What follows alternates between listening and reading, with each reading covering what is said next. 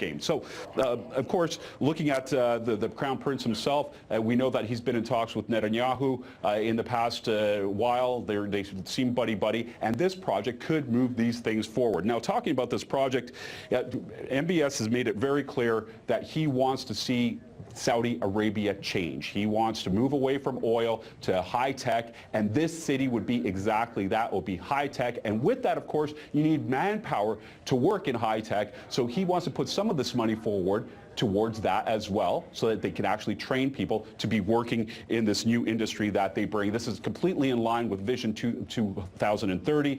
It's about moving the country forward, and that's exactly what they're hoping to do. And this would be really a massive project and a massive start to get things and kick it up and move forward. So how does a possible Saudi Aramco IPO play into this mega city initiative? I would imagine they'll be funding it. And you're right on the money there. When you look at Aramco, obviously an IPO is something that they're very interested in. We talked about bonds last week.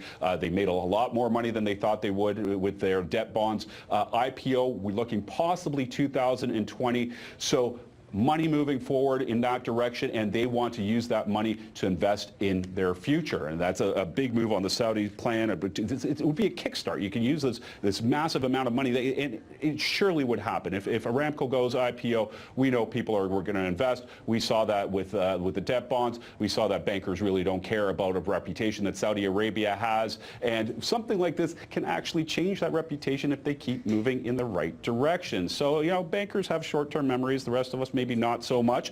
Again, we're talking about money here. When it comes to MBS, he's also spoke about the Aramco money going to the labor forces I just mentioned. And there's already international interest here. We can look at Japan's SoftBank. When it comes to energy, and this is a big facet of it, this city, what they would like to see is that it's fueled completely by renewables, so by wind and solar. SoftBank from Japan has said they want to get into that electricity game. They want to invest. So something along those lines, like it's very progressive. The thought process is very progressive, and this could possibly bring Saudi Arabia into a new day where it could be a leader, a progressive leader, something that we haven't seen in the past from that country. Absolutely. Do we see China or Japan actually making investments into this project as well, or is this just going to be privately funded by Saudi?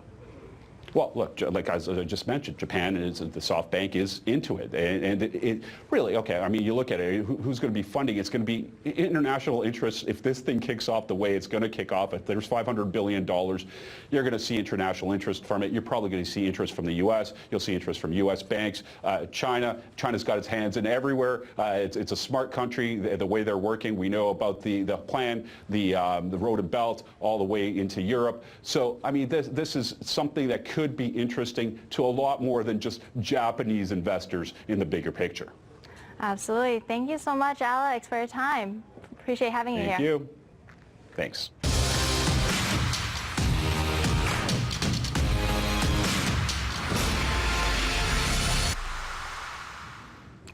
Thursday will be a big day for tech initial public offerings. Image sharing site Pinterest and video conferencing platform Zoom Video Telecommunications will have IPOs Thursday.